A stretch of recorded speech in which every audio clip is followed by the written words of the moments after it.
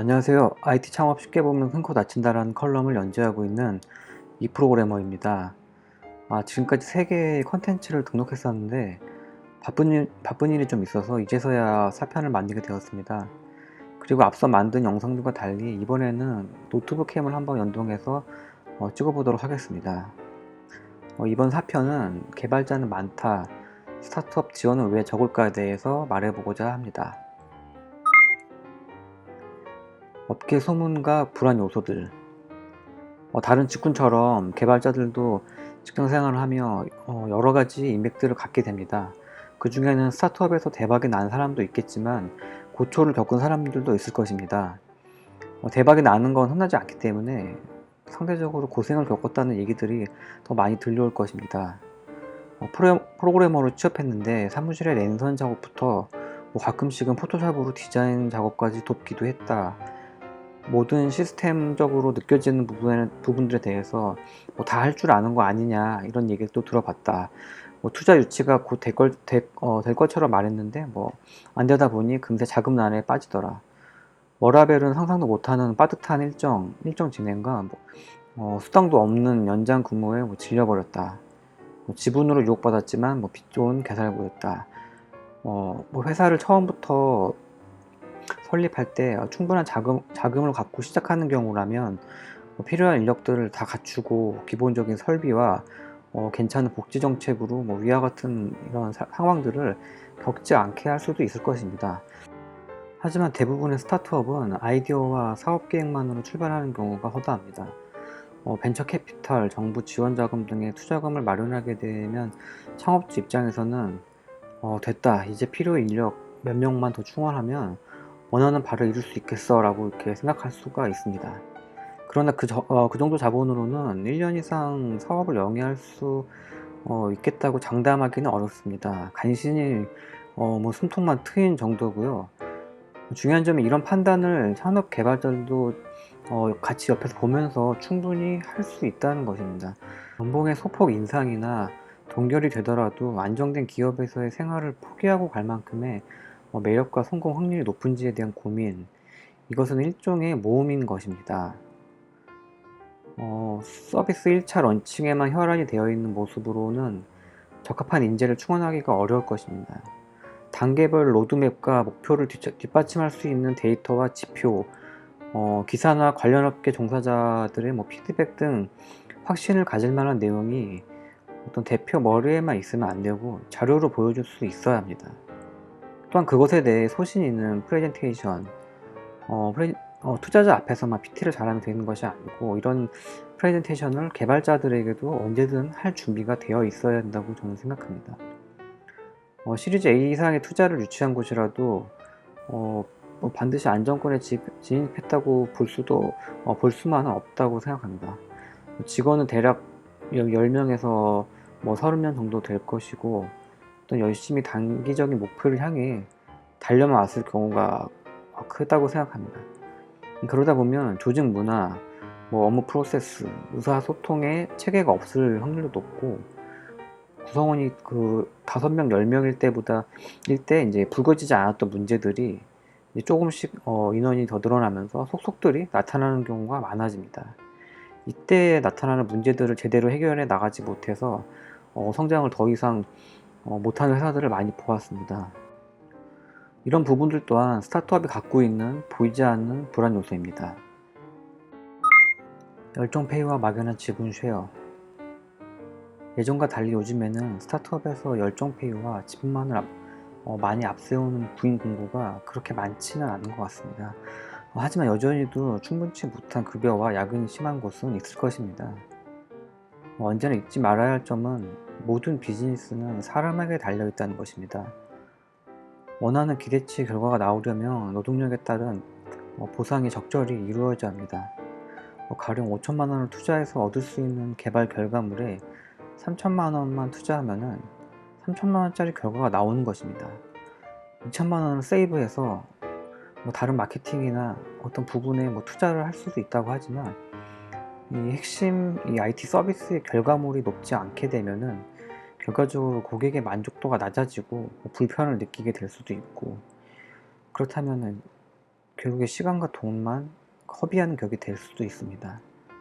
쉽지는 않겠지만 회사가 만들고자 하는 서비스에 들어가는 인원과 인건비는 최소한 확보를 해둔 상태에서 사업을 시작해야 할 것입니다. 매출, 매출, 그리고 또 매출. 어느 기업이나 매출과 수익을 중요시하지 않는 곳은 없을 것입니다. 더욱이 스타트업은 매출이 없는 상태에서 서비스를 만드는 경우가 많기 때문에 서비스를 오픈하고 나서는 시간이 지날수록 점점 매출의 혈안이 될 수밖에 없습니다. 후속 투자를 유치하기 위해서 중요한 지표가 될 수밖에 없기 때문에 어쩔 수 없다고 생각합니다. 점진적으로 매출이 상승이 돼서 고생한 보람을 만끽하는 시절이 지난 뒤에는 정체기가 올 수도 있는데, 이럴 때 종종 문제가 발생할 수 있습니다. 보통의 경우 서비스는 그 오픈 이후에 어떤 기능들을 계속 확장하고 새롭게 추가를 합니다. 창업주를 포함한 관리자가 이렇게 매출에만 이렇게 혈안이 된 모습을 보인다면 그로하여금 직원은 어떤 기능의 작은 오류나 고객의 불편사항이 접수돼도 어떤 우선순위, 매출을 우선순위에 따라서 어떤 작업 처리를 보류하게 됩니다. 매출과 직접적으로 관련될 만한 부분에 집중되어 있기 때문입니다. 그러다 보면 매출이나 지표들의 정체기가 왔을 때 개선점이나 문제점을 찾는 작업이 어렵게 됩니다. 이러한 과정이 오래 지속될수록 심각한 부채가 되어 손을 쓸 수 없을 정도가 될 수도 있습니다. 단순히 매출액만 증가하는 것이 아닌 장기적인 관점으로 서비스와 고객에 대한 고민과 개선을 놓치는 것은 일반적인 회사보다는 사업 초기 단계에 놓여 있다고 볼 수 있는 스타트업에서 더 많이 발생할 여지가 크기 때문에 서비스 운영에서 발생되는 것들에 대한 대응 방안, 정책들을 미리 만들어두고 구성원들과 끊임없이 소통하는 것의 중요성을 반드시 잊지 말아야 합니다. 팀 구성이 아직 충분히 안 된 스타트업의 면접을 보게 될 때 보통은 창업주를 직접 만나보는 일이 흔합니다.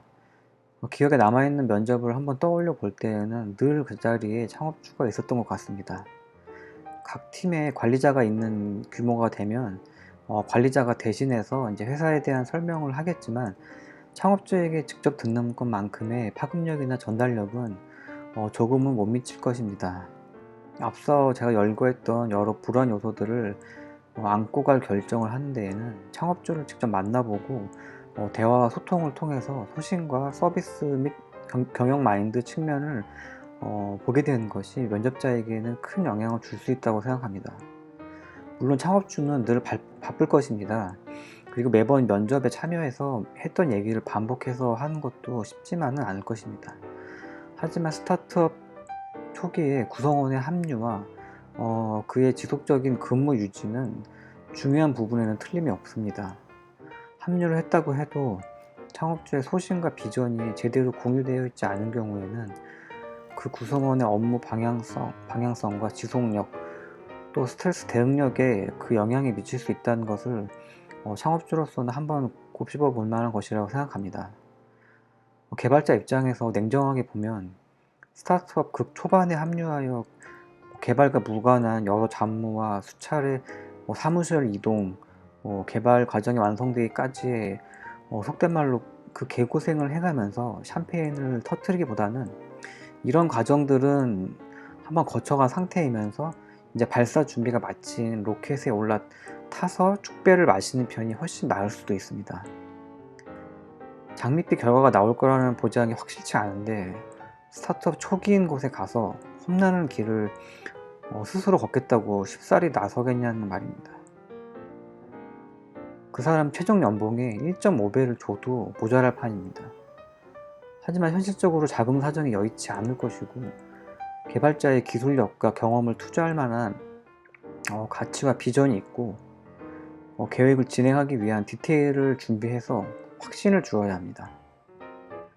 그렇다고 대표 혼자 다 하는 게 아니고 이런 불확실성을 확실로 바꿔가는 과정에 함께 참여할 수 있는 파트너 의식도 함께 꼭 심어줄 수 있어야겠습니다. 스타트업 대표님들 중에 가끔 이런 말씀을 하시는 경우가 있습니다. 뭐 A씨는 뭐 디자인도 잘하고 뭐 회계도 할 줄 알고 사업하기 참 쉽겠다. 정말 부럽다. 또 B씨는 혼자 개발도 하고 서버 관리까지 되니 뭐 나머지는 외주로 하고 뭐 창업하기 수월하겠어. 진짜 좋겠다. 어느 정도 안정권에 돌입한 뭐 스타트업 대표 중에 개발이나 디자인 실무자 출신이 과연 몇이나 될 것 같습니까? 실제로는 개발과 디자인 비전공 출신자가 압도적으로 많습니다.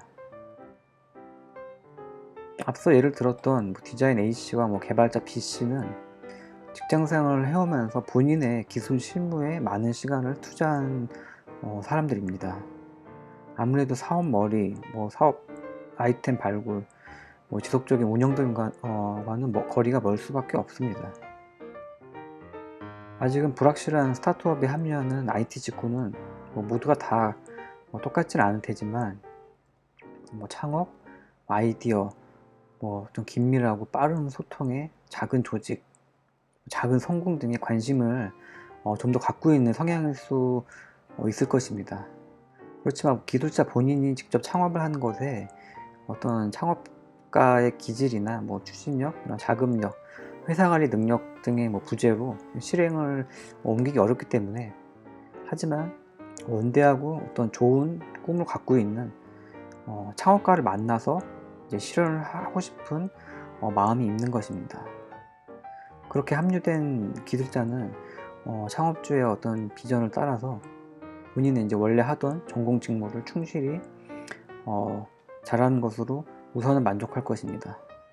그러면 창업자 본인도 자신이 잘하는 것을 잘하고 있어야만 할 것이고, 기술자들은 본인의 업무를 하면서도 티가 나진 않겠지만은 창업가를 꾸준히 지켜볼 것입니다. 그럼 창업자 본인도 자신이 잘하는 것을 잘하고 있어야만 할 것이고, 기술자들은 본인의 업무를 하면서 티가 나지 않겠지만 창업가를 꾸준히 지켜볼 것입니다. 이것은 창업주와 실무자 양쪽이 다 자기 분야 일을 잘해야 불확실투성인 아이템의 현실화를 만들어갈 수 있기 때문에 어찌 보면 당연한 상황입니다. 월급 걱정 없이 다닐 수 있는 일반적인 기업에서는 큰 이슈가 없는 한 직원들이 사장이 일을 잘하나 못하나 끊임없이 꾸준히 지켜만 보고는 있지 않을 것입니다. 하지만 스타트업은 그렇지 않다고 생각합니다. 대표의 인성부터 영업력, 조직관리, 소통 능력 등이 구성원들에게 여실히 보여줄 것입니다. 필요 직군 뽑았다고 절대 끝이 아닙니다. 그만큼 창업주의 영향이 상대적으로 크다는 것을 창업주 본인은 잊지 말아야 할 것입니다. 오늘 영상은 여기까지입니다. 다음은 개발자를 찾기 전에 미리 알아야 할 것에 대한 주제로 얘기해 보겠습니다. 영상이 유익했다면 좋아요, 구독 부탁드리겠습니다. 감사합니다.